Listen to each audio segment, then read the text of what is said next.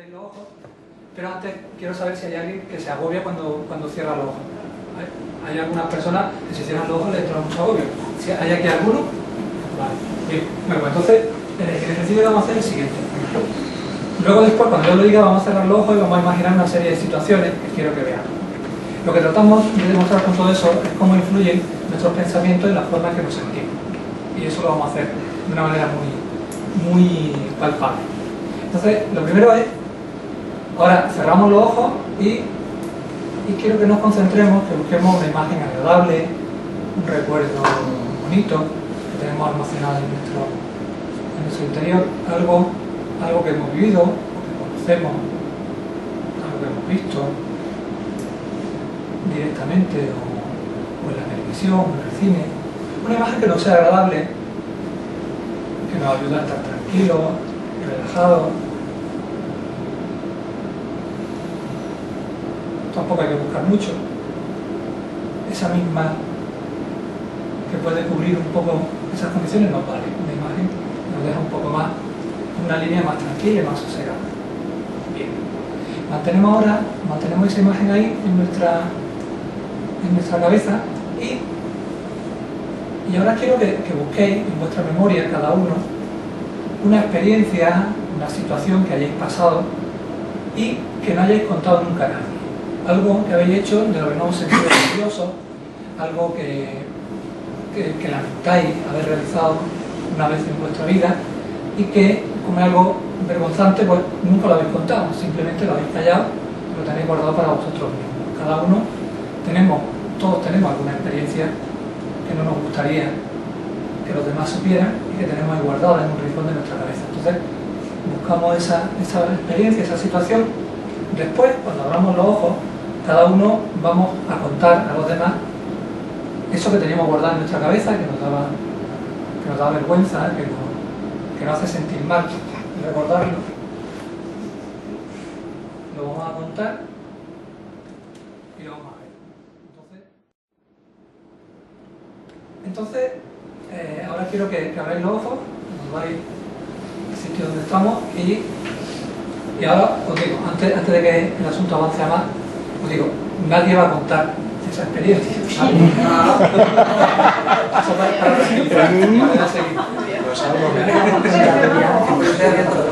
Y ahora viene. Ahora sí viene una relación. Bueno, ya se pueden bajar un poco los colores, esas cosas ya más tranquilas. Bien. Cuando he dicho buscar una imagen relajante, algo que nos gustaba, que fuera tranquilo, no sé qué habéis buscado, pero normalmente busco una cosa, pues era para buscar un tono más o menos neutro, ¿no? Es decir, para partir de una base de una relativa tranquilidad. Luego he dicho que buscáramos algo vergonzante, algo que teníamos ahí escondido, algo que no nos sentimos orgullosos. Cada uno ha buscado lo que sea. Entonces, eso al principio nos gusta que esté fuera de los demás, pero yo he dicho que lo íbamos a contar. ¿Cómo habéis sentido cuando he dicho que había que contarlo? Yo lo tenía muy claro, no le iba a contar. Jamás. Y entonces, Me sintió mejor, pues digo, pero vamos a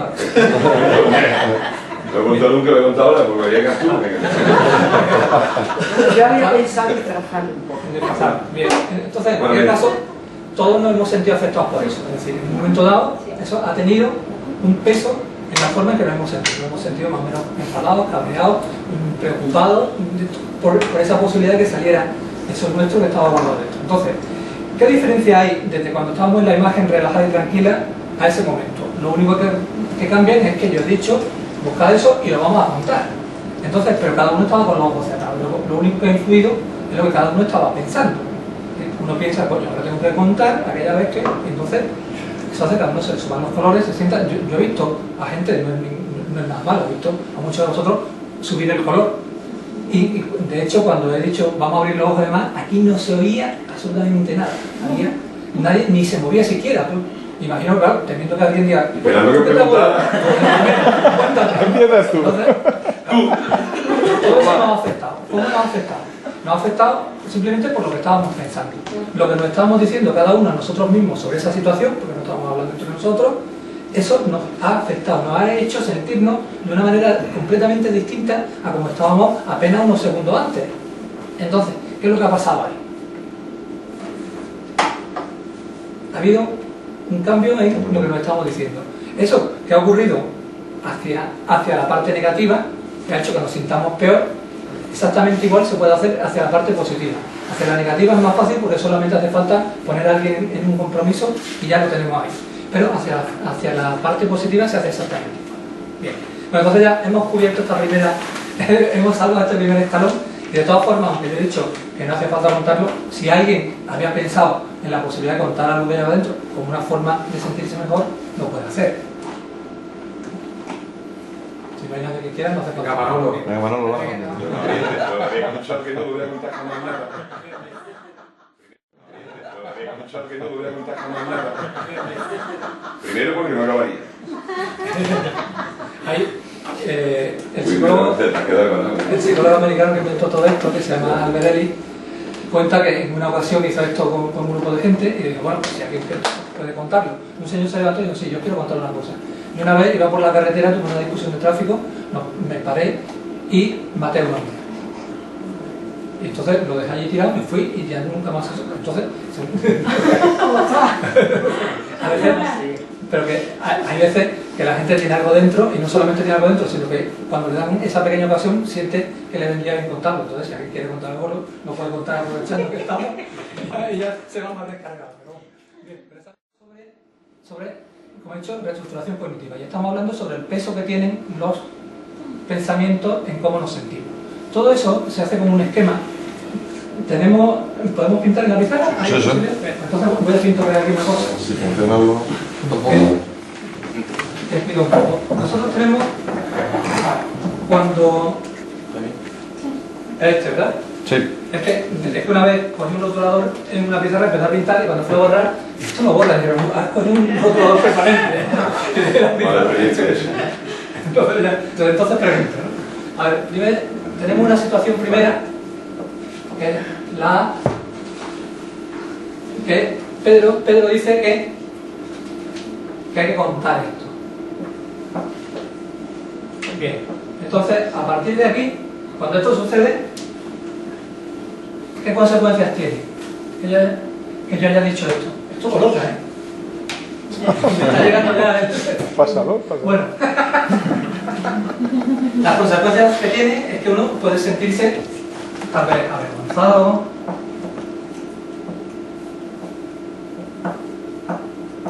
triste, cabreado. Hay muchas opciones. En un principio parecía que esto es así. Dice, claro, Pedro ha dicho que me sienta que voy a contar eso que llevo dentro, me he sentido de esta manera.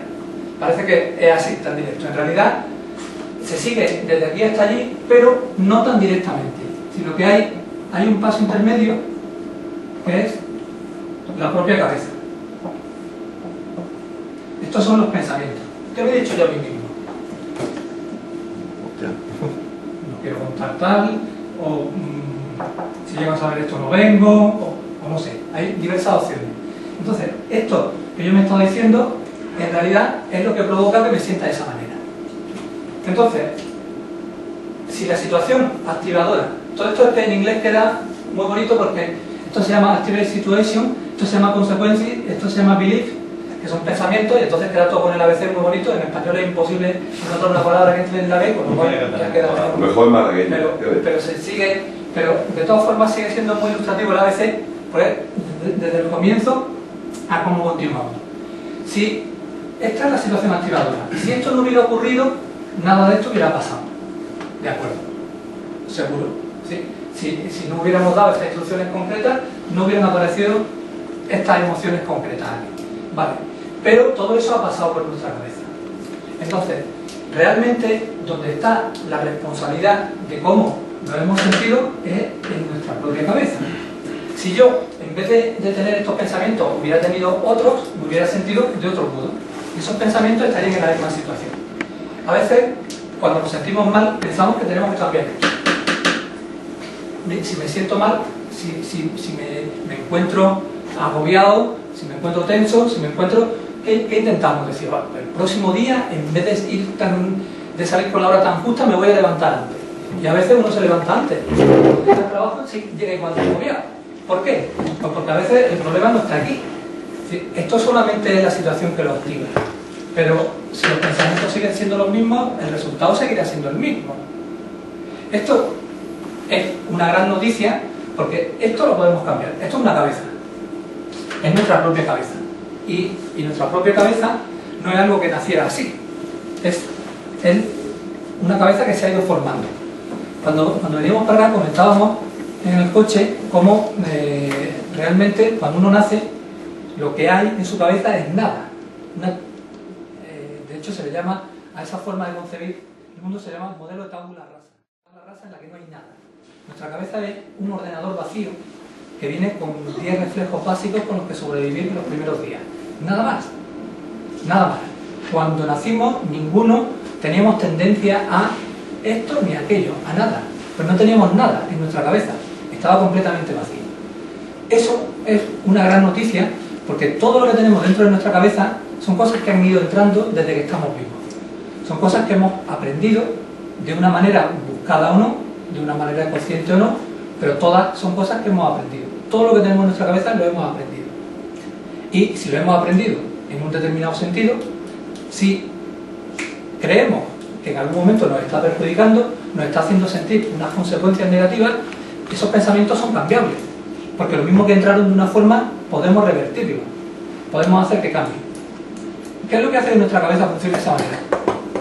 Pues que nuestra inteligencia, la de las personas, está fundamentalmente en que podemos acumular una experiencia. Nosotros acumulamos, guardamos cosas en nuestra cabeza y cuando tomamos decisiones en el futuro, las tomamos apoyados en esa experiencia. Entonces, de ese modo nos ocurren, a veces podemos permitirnos tomar decisiones muy rápidas, podemos permitirnos saber lo que hacer en un determinado momento sin tener que pasar por toda la ristra de pensamientos que nos llevarían hasta ahí. Por ejemplo, yo no salgo a la calle y alegremente voy hablando con Timmy y de pronto pues pasa un camión y si estamos en medio del camión, ¿qué hace uno? Si nosotros fuéramos una persona analítica y demás, que también lo somos, pues digamos, bueno, vamos a ver, tenemos que valorar ese sonido de qué puede ser. ¿Es posible que sea de un vehículo que venga a gran velocidad? ¿Es posible que me ha pitado y mientras pasa todo eso, el camión nos pasaría por encima? ¿Por qué se nos llama ser inteligente? Porque en un momento dado nos va a estar el pitido y salir. ¿Es que nuestra cabeza no ha funcionado? Sí, ha funcionado, pero en un modo muy automático, es decir, aprovechando la experiencia anterior, lo que ya tenemos acumulado en nuestros esquemas, la experiencia de otras veces, en las que hemos estado en la carretera, en las que un coche ha pitado, en las que hemos pasado despistados. Todo eso nos sirve para poder actuar de un modo rápido. Entonces, ¿dónde tenemos guardado todo eso? Todo eso está en nuestras neuronas y está organizado en una cosa que se llama esquemas cognitivos. Esquemas cognitivos. Un esquema cognitivo es como una plantilla de Word, que ya está medio hecha y que luego nosotros completamos con los datos del día. Por eso normalmente, ante situaciones similares, solemos dar una respuesta similar, porque seguimos teniendo un esquema que ya está en nuestra cabeza, que está medio fabricado, que está medio hecho y con ese esquema tirado. Eso, en principio, es magnífico para salvarle a uno de que le atropelle un camión y cosas así. Y también en algunos momentos eso supone un lastre, porque si ese esquema del que partimos es un esquema que de alguna forma esté equivocado, nos producirá unos pensamientos automáticos equivocados y unas consecuencias negativas. ¿Habéis conocido gente penalizada, por ejemplo, por no poderse subir a los ascensores, por tenerle miedo a los perros y no poderse acercar a ellos, por cosas así? ¿Y a esta gente qué les pasa? Pues les pasa esto, tienen un esquema guardado que en vez de estar ayudándoles, les está perjudicando. Y eso que hemos aprendido nos va a afectar de un modo u otro. Entonces, si nosotros ponemos, si en algún momento, que todos hemos tenido alguna vez, algún tipo de emociones que nos han venido mal, pues si esas emociones nos han venido mal, nosotros podemos manejarlas a partir de los pensamientos. Lo que tenemos que hacer es saber qué tipo de pensamiento tenemos previo a esa emoción que hemos generado nosotros mismos y que nos hacen sentir así, y si cambiamos ese pensamiento podremos cambiar también la emoción que viene detrás. Entonces, esto es así de simple. Esto es así de simple. Ahora veamos cómo podemos llegar ahí. En ese material que tenéis, que se os ha entregado, tenéis una cosa que se llama ideas irracionales de Ellis. Entonces,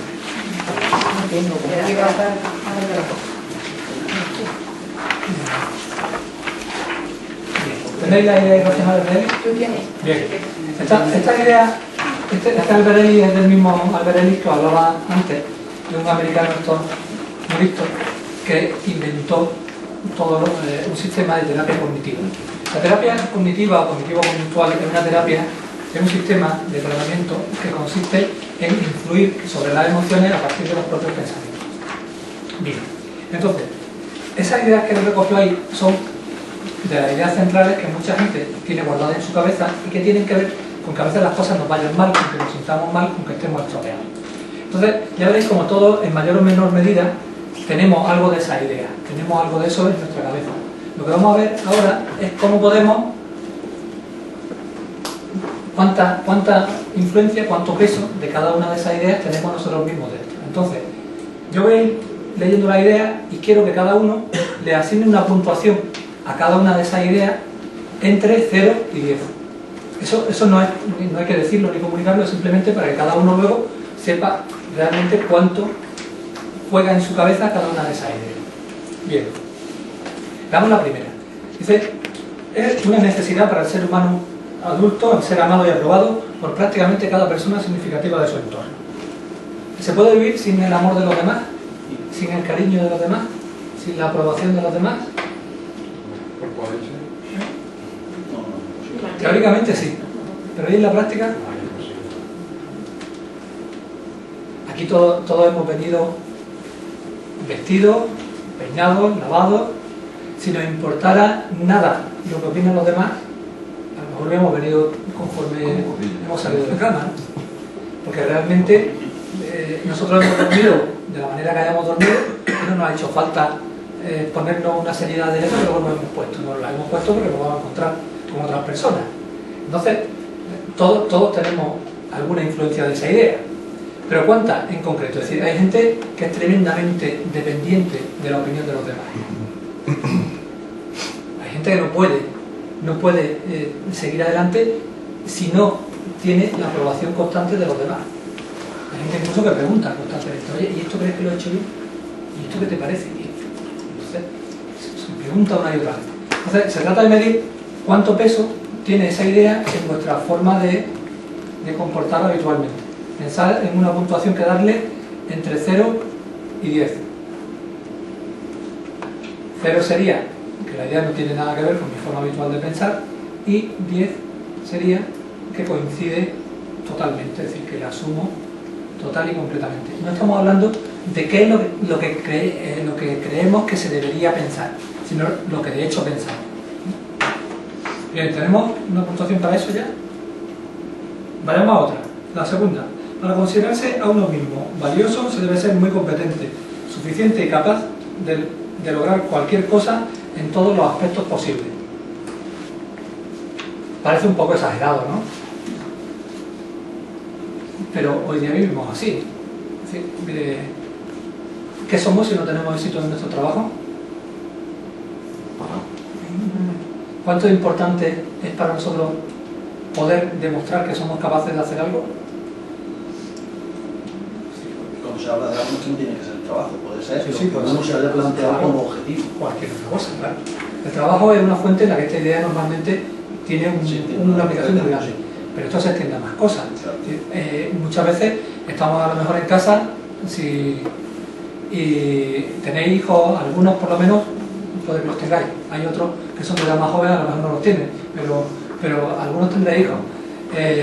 Hay muchas veces que cuando un hijo tiene un problema, cuando un hijo da una mala contestación o lo que sea, lo primero que nos planteamos los padres es decir, ¿cómo he sido tan inútil para criar a este hijo así?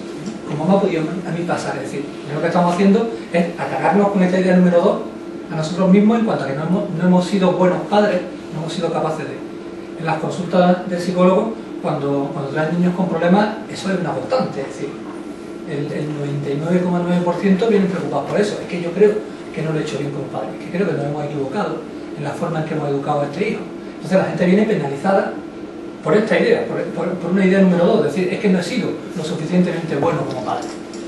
Entonces hay mucha influencia de esta idea y en muchas ocasiones nos va a llevar por derroteros tremendos, porque exigirse a uno de esta manera extrema, el ser competente, el ser capaz de resolver las cosas, ni que decir tiene que no es nada que sirva ni se le saque provecho, sino todo lo contrario, una forma de penalizar y de ir a peor. Una puntuación para esa, para la número 2. ¿Tenéis una puntuación entre 0 y 10? Bien. Vamos a la 3. Cierta clase de gente es vil, malvada e infame y deben ser seriamente culpabilizados y castigados por su maldad. Bien, sí. Hay de esto, Caña. ¿verdad? Malos, caña. ¿Conocéis gente así? Vil, malvada e infame. ¿No? ¿No habéis visto los de la ETA?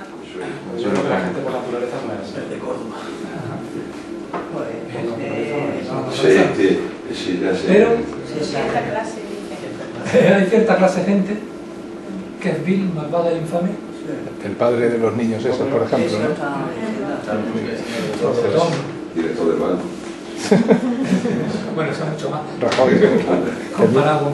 El mismo Rajoy. Entonces, Ese sí que es malo. Ese es malo, malo. vamos a ver. Entre tonto y malo, que es lo peor. Dime de una cosa. Así porque no coincide con lo que nosotros pensamos.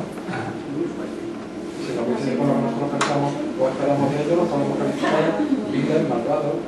Claro, hay muchas ocasiones en las que uno No tiene por qué directamente serlo. piensa que da por hecho que ese tiene que ser.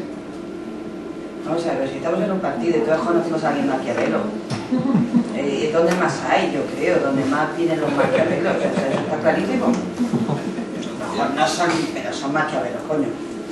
Solo tienen su interés y su... Te hago por un cero. ¿Sabes? Y entonces, ¿qué hacemos con esa gente? Los castigamos y se merecen lo peor. Yo los echaría.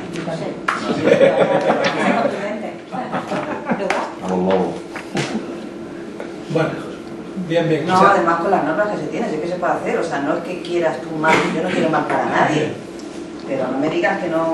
Oh, aparte de esa gente hay que llevarle ese psicólogo. ¿Ves? Que esa gente Pero hay si que llevarle ¿por qué? Porque al psicólogo llevarlo a un sitio. Para mí déjame tranquilo. Para que le estructuren la cabeza, que no hagan esas cosas. Bueno, Bate bien por los marrones. entonces, Es que para ellos lo estarán haciendo para ellos seguramente lo estarán haciendo de puta pues, madre. hay gente que sí. Sí. A lo Pongámonos. mejor para ellos nosotros Pero esos son los que le han puesto un cero a las dos de antes. No necesariamente. No necesariamente. Hay gente, porque tú, fíjate que incluso la gente peor, es decir, la gente que puede encuadrar más en este estereotipo de peores, por eso los asesinos en masa, los terroristas, los... Un reconocimiento social, aunque sea relativo, una Pero- exaltación de su ego. Y muchas veces esta gente, luego con su familia, son buenas personas. Es que lo que yo creo, perdona, lo que yo creo es que como tú estás diciendo, personas de esas, por ejemplo, sin ir más lejos lo de la ETA, yo trabajo en un almacén de vídeo y ahí bajaba mucha gente de Bilbao y baja gente de Bilbao a descargar. Y hace ya años, muchos años, una guitarra que le tuvieron, pues era vecina suya, de un camionero que venía aquí. Era andaluz, pero llevaba muchos años por ahí. Y a la que decía, no, me dice, yo es que la veo todos los días salir con sus niños, llevar al colegio. O sea que para ellos a lo mejor lo que están haciendo es lo correcto. Para el resto de la humanidad me imagino que serán eso, serán malvados, infames. Es que, aunque... Por eso digo yo que ese, a lo mejor esa mujer, en el número 1 ha puesto un 10. Joder, los maltratadores. No entra en la cabeza de una persona medianamente, Los creo yo, o lo que maltratadores. nosotros entendemos. Perfectamente. Pero en su cabeza,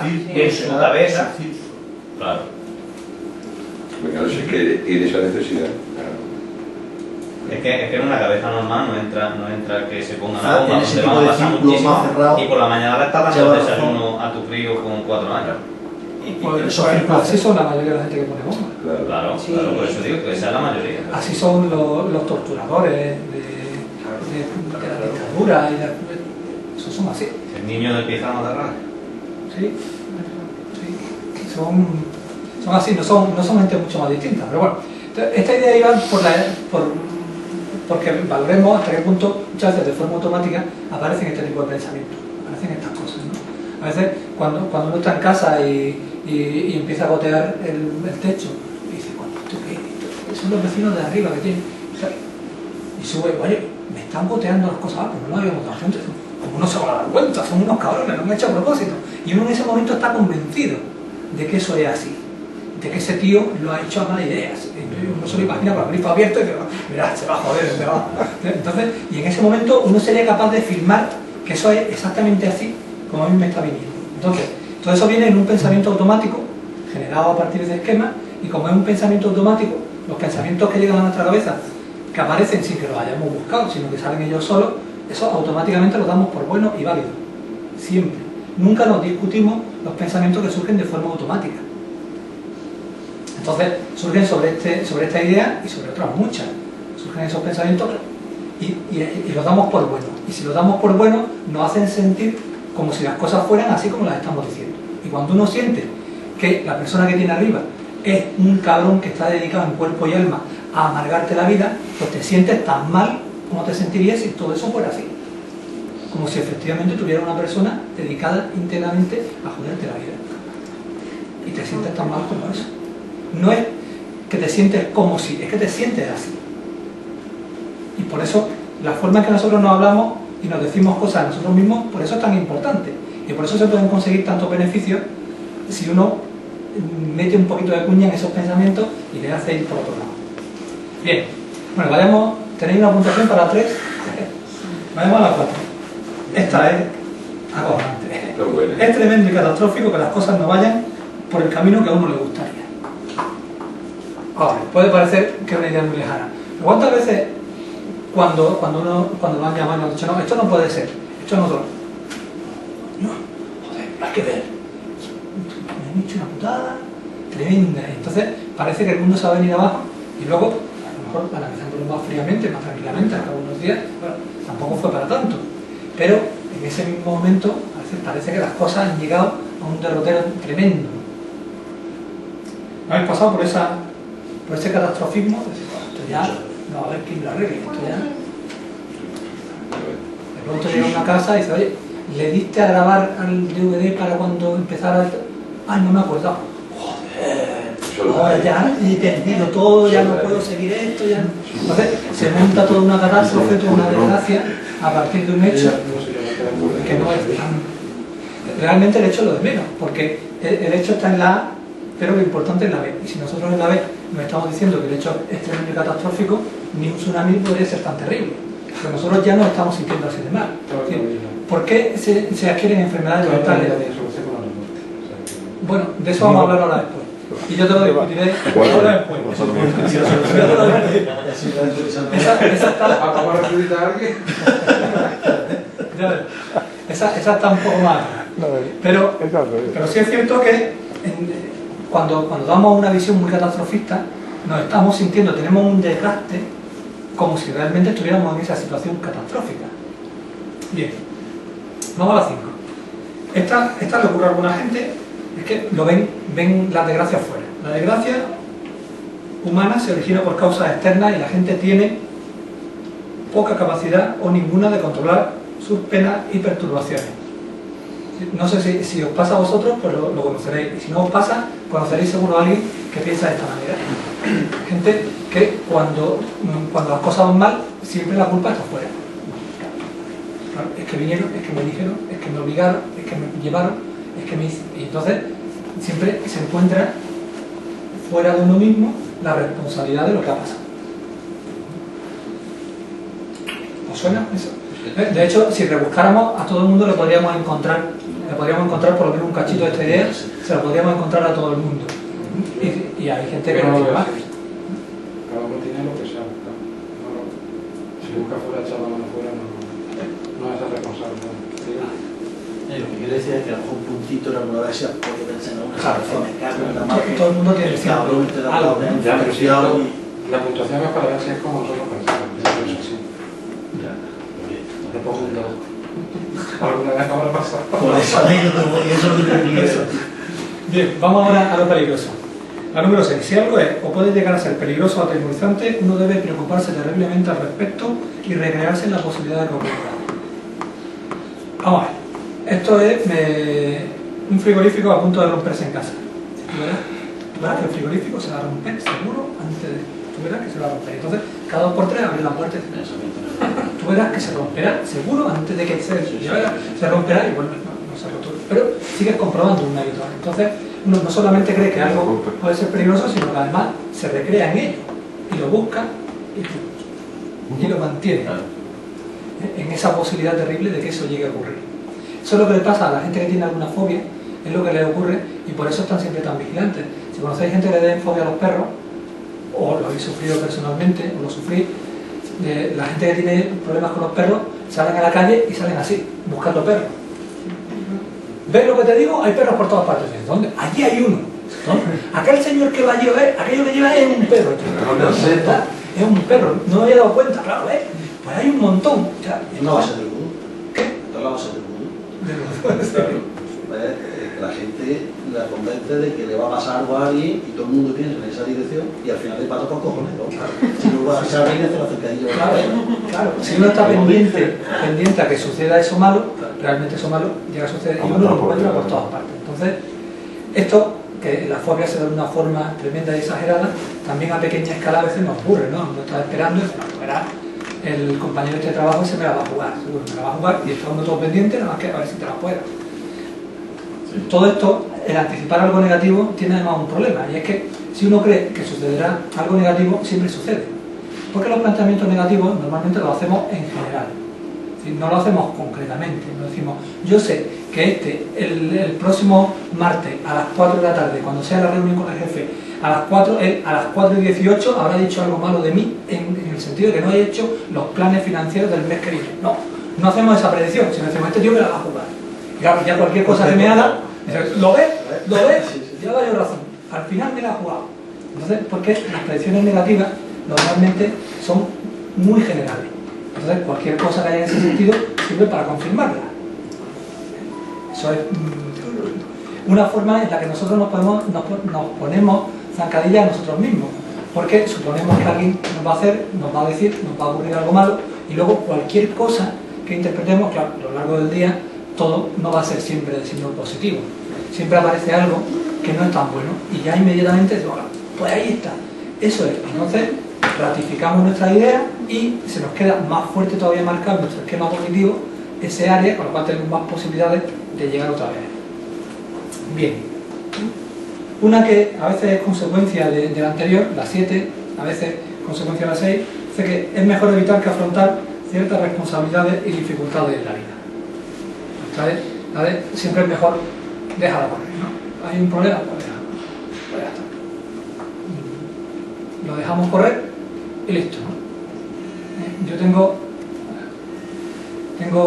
tenía un amigo que me tenía en su Facebook, y él trabaja en una radio, hace un programa de toros, y entonces pues se dedicaba, pues no sé cuántos toros, a mí me gusta el doctor, me parece que está mal que torturen a los animales de esa manera, además, y yo le ponía un comentario, esto no.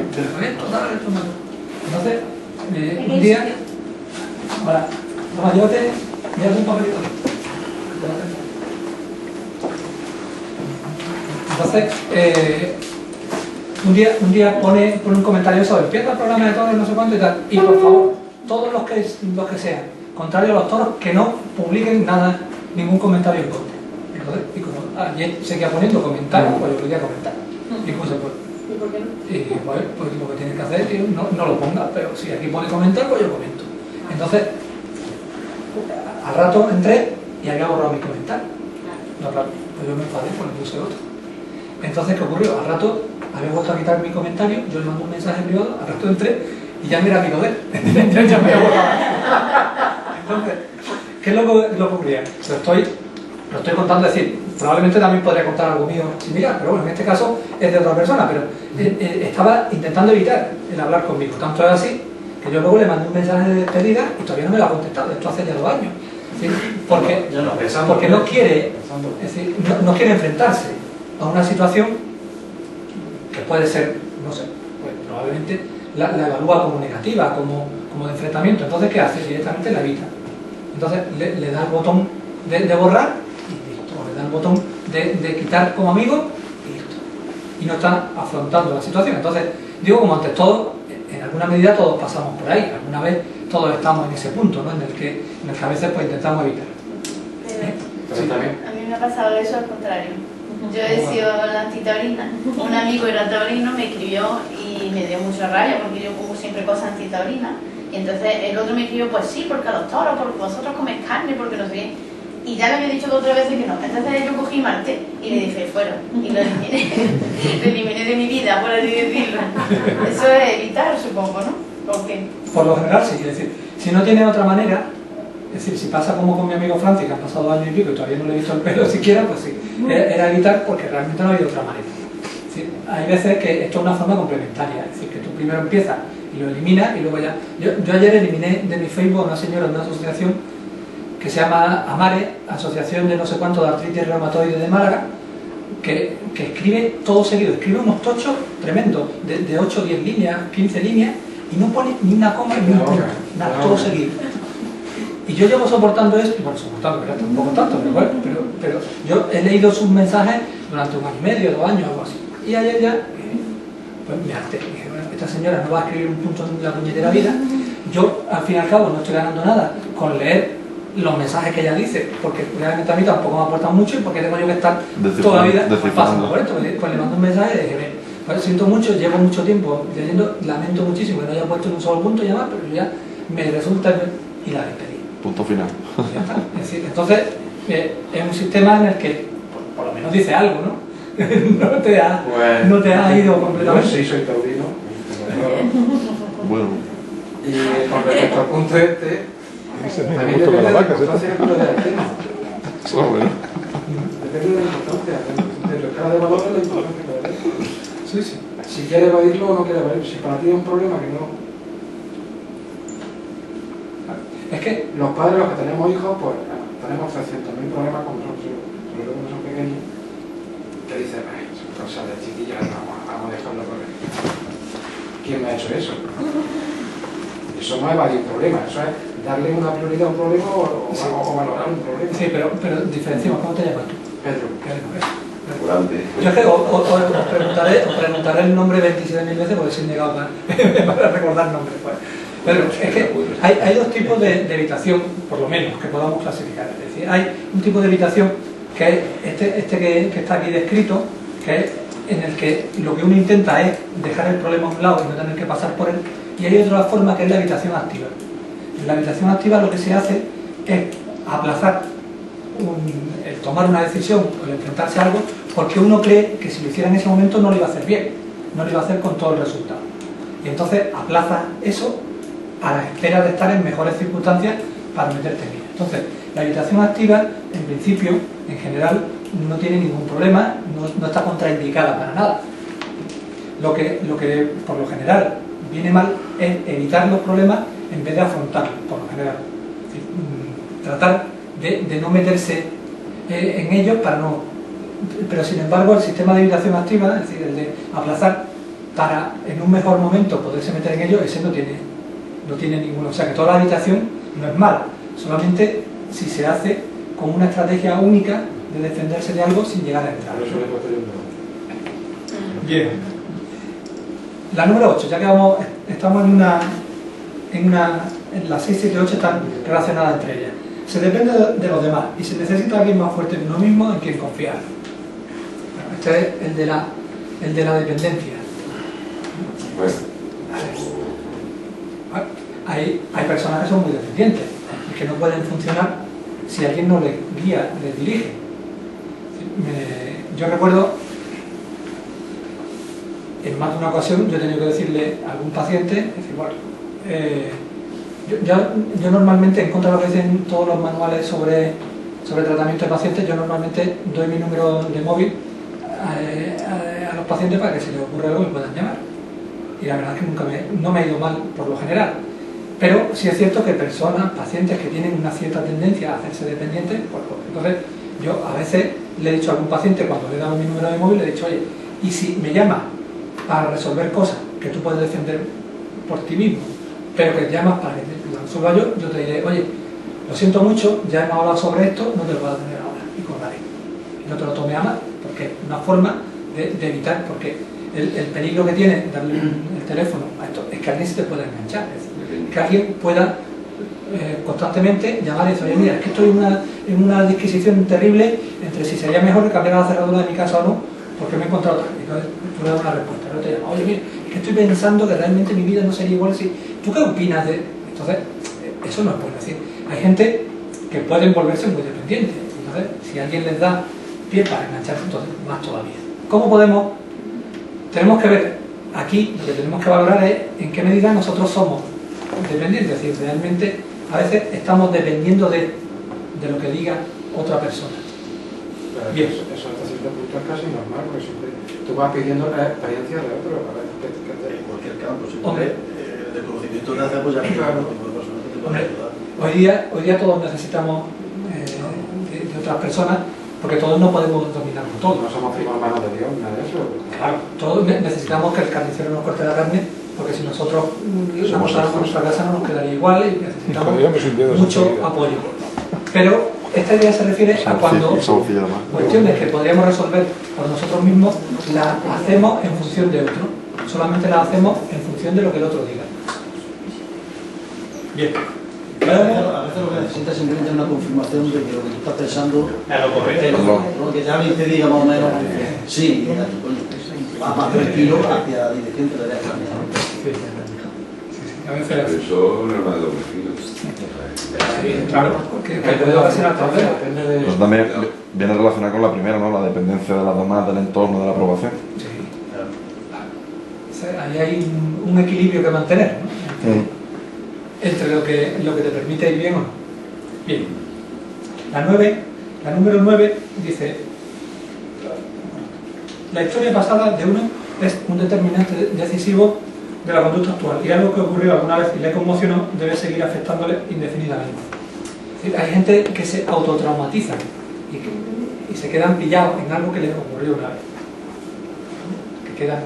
Recuerdo una persona que yo conocí que dijo, bueno, yo es que yo le pedí que definiera un poco sus cosas además, y dijo, estábamos hablando él y yo a solas, no era más gente alrededor, y dijo, bueno, yo es que soy una persona, tenía 40 y tantos años largos esa persona cuando nosotros hablamos, y decía, yo soy una persona que está traumatizada porque fui a un campamento infantil cuando tenía 7 años y varios niños abusaron de mí. Entonces es un ejemplo de hasta dónde uno puede hacer que algo del pasado le siga afectando luego en su vida. Hay muchas personas que se sienten traumatizadas por cosas que le ocurrieron en el pasado, en muchas ocasiones por cosas que ni siquiera ocurrieron, pero que están en su cabeza, que creen que... Yo, por ejemplo, cuando yo tenía 4 años, murió mi padre.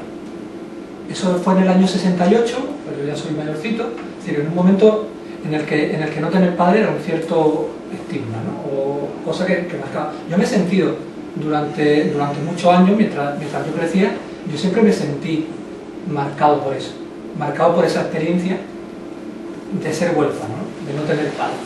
Yo me veía en una... ¿Tenía realmente menos posibilidades o no? Pues probablemente no. Es que esa palabra sonaba muy mal. ¿El qué? Huérfano. Huérfano. Orfanato. Sí. Sonaba muy mal. Pues yo crecí marcado por eso, pero era algo que estaba aquí, porque realmente, pues bueno, pues yo, igual que estoy hoy aquí, yo iba al colegio y yo me sentaba con otros niños que estaban sentados a mi lado exactamente igual que yo, que ninguno tenía a su padre al lado.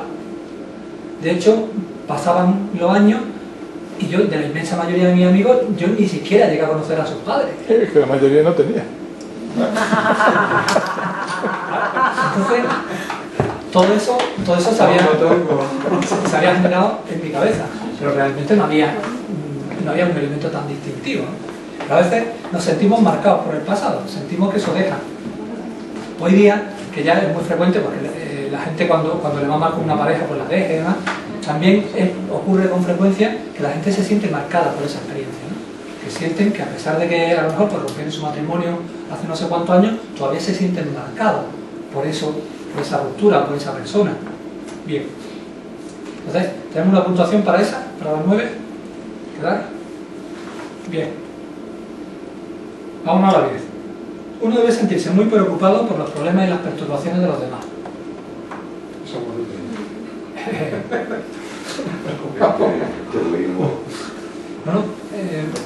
Pero la idea es el antiheroísmo.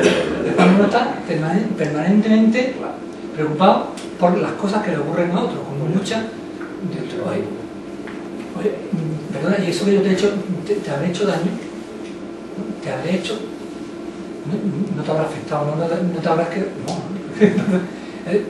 Pero vamos a ver, todos de algún modo nos sentimos a veces responsables de la gente que tenemos a nuestro alrededor y a veces de una manera más allá de unos límites. ¿Cuándo se sabe si uno ha traspasado el límite y se preocupa de los demás, por los demás, de un modo ya negativo? Pues ese límite se traspasa en el momento en que uno recibe mucho malestar por algo que el otro no tiene. Es decir, ¿cómo te llamas tú? Yo, Enrique. Enrique. Yo le voy andando por aquí y piso a Enrique, ¿no? Yo voy así, algo así. Estoy aquí contando mis cosas, no sé cuánto, y sin darme cuenta, piso a Enrique. Vale. Y si yo piso a Enrique, digo, perdona Enrique, que te piso. Vale. Y yo ahora me vengo aquí y digo, la he hecho, la afecta, ¿verdad? Y si Enrique está ahí tan ricamente, y yo estoy todavía pensando, coño, mira que si le he hecho, pues le he manchado el zapato. Pero si yo estoy pensando todavía en las consecuencias de esas y Enrique está menos afectado que yo, pues si la afectación de Enrique es menor que la mía, es que yo me estoy pasando. Esa es la medida. En estos temas es fácil medirlo por eso, porque no podemos sobrepasar el nivel del otro, no podemos ser más papistas que el Papa, no podemos tener más interés en el pie de Enrique que el mismo Enrique. Entonces, si eso entre padre y hijo no funciona, por supuesto. No, entre padre y hijo es otra cosa, porque los hijos, al menos mientras son pequeños, mientras no han llegado a una edad en que se puedan valer solos, son dependientes de nosotros. Entonces, las personas que son dependientes de nosotros no las podemos tratar con ese nivel de igualdad con el que yo he estado tratando a Enrique. Me refería a adolescentes, ella por arriba, ahí. Pero no hay importancia y tú dices, a su futuro, ¿no?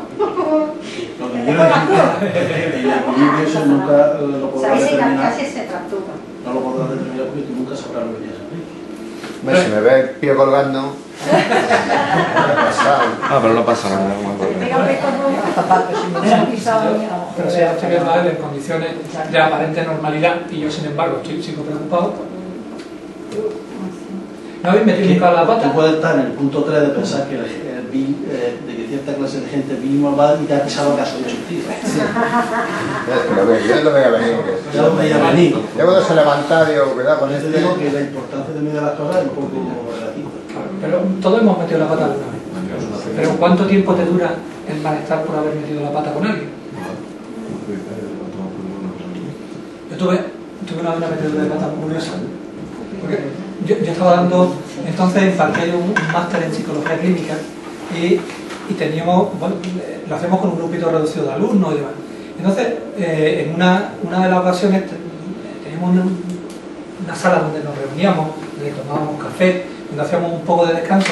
Entonces yo iba hablando con otra persona, iba a entrar a esa sala, fui a echar mano, como ya me conocía aquello, de estar por allí, pues tan tranquilamente yo fui a buscar la puerta.